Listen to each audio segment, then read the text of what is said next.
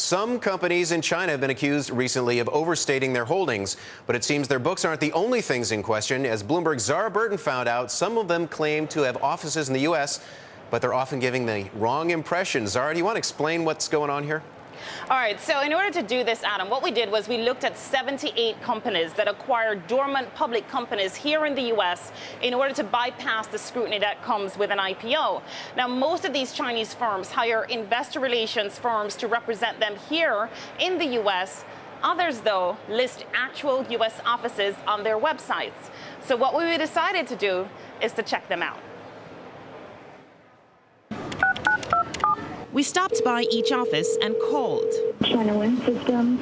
This small NASDAQ-traded firm lists 2 U.S. contacts, one of them a sales office in Chicago. We went there and we couldn't find the company.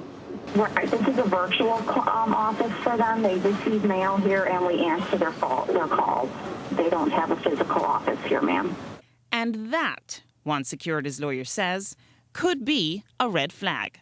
It's a signal to United States investors that the company may not be committed completely to the United States other than to raise capital. And in case of a problem, there may be no assets and nothing to go after in order to recover. Turns out China Wind isn't the only one with offices we couldn't see. China Northeast Petroleum lists itself on New York's exclusive Park Avenue, but we could not get access to their offices. China Northeast is not here, so you may have to call and make an appointment with them. No luck either when we went by this house one evening on New York's Long Island.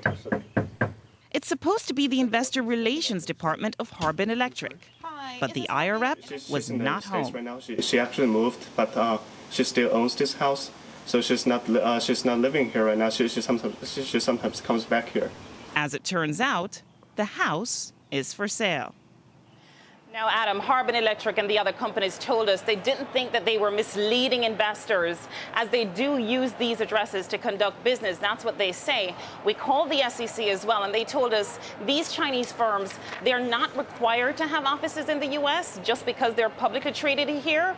But the SEC never really got back to us on whether these really are legitimate business practices. So just something for investors to clearly think about. Wow, quite a story. Well done, Zahra, knocking doors and everything else.